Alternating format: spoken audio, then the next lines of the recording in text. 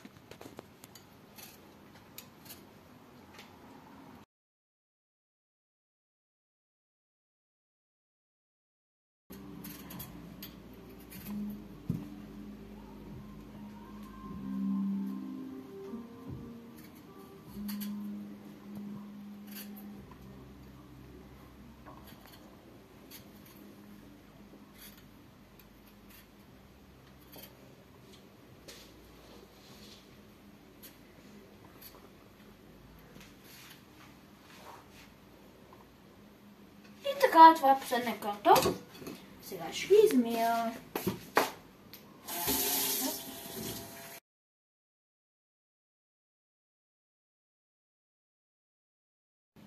И сега, след като се измити картофите, е време да ги режем. Сега първо режем на филийки. Филийка една, филийка две, го порез картоф.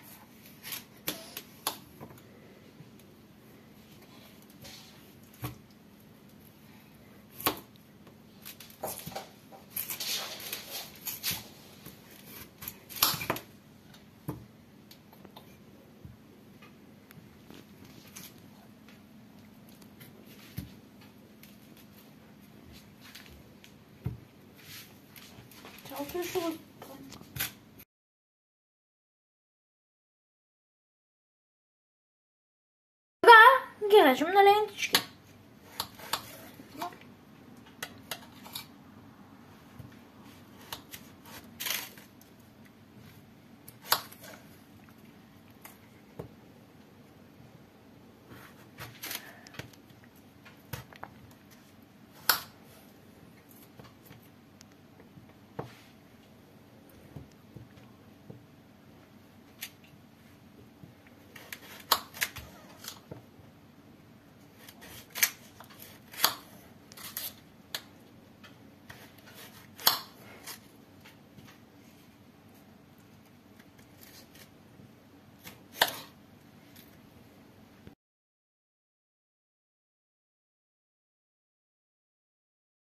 Така, това е последния картоф, който остана. Сега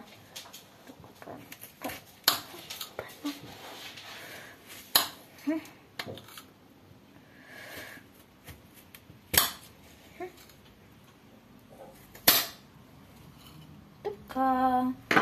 И това са ни картофите.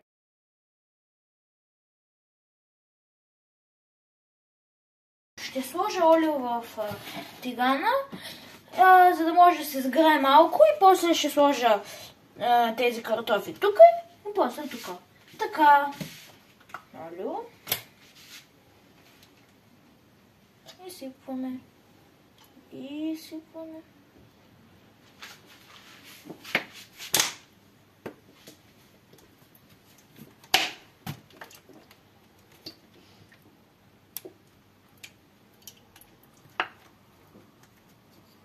Свърши ни олиото.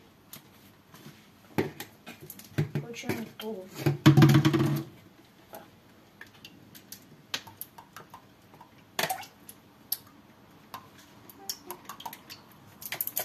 Нещо такова, мисля, че е достатъчно. Сега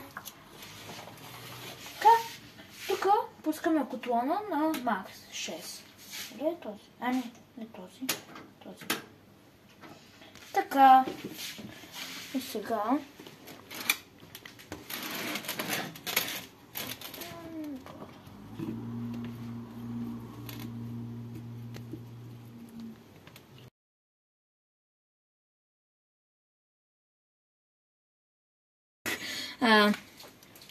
Така, както виждаме, в олиото има едни линейки, които леко изглеждат като черви. Това, нали, тези червейчета в скобки означава, че олиото е горещо. Сега ние може да сложим картофите. Сега ще действаме много внимателно. Добре. Не трябва да има...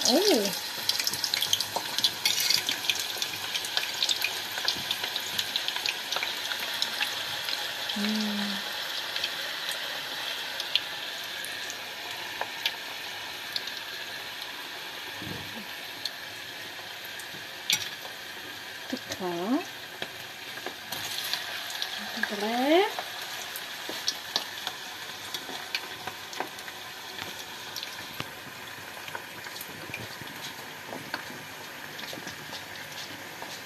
И не съм изцяло сигурен. И мисля, че е достатъчно. Сега може малко да разбъркаме.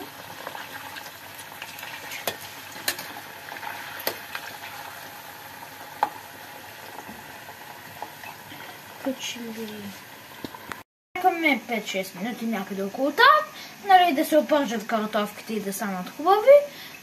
След като естествено се опържат, ще ги сложим в чиника. После ще сложим тези също да се опържат. И да, това е. Чакаме сега.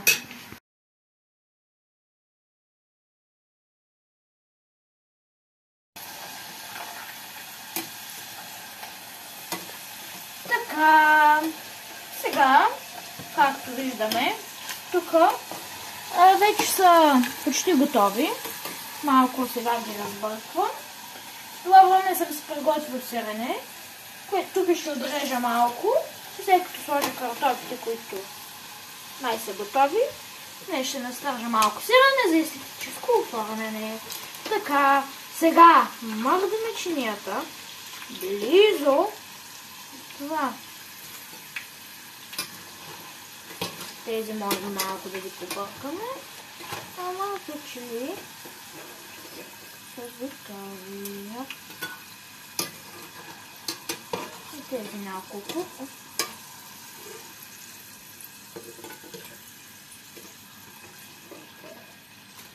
Така. Тези двете. И сега задължително махаме олиото от котлона, защото никой не обича пожар. Така, спираме котлона също, за всеки случай. Все още е горещ, но поне не произвежда топлина. Така, сега ще вземем на виличка. Ще пъхнем това тук. Така. Сега, ето тук. Ще се отрежем на парченце сирене. Вземем сиренцето така и започваме да става. Сега ще настържа малко сирене. Вече съм започнал. Винаги трябва да е на чинията, за да не стане като тези тук. Така, изтържам и се оставяме тези парченца допълнително, ако не е достатъчно. Слагаме рендето в миската, защото рендето задължително трябва да се измие след приготвяне на ястието. Бон апетит!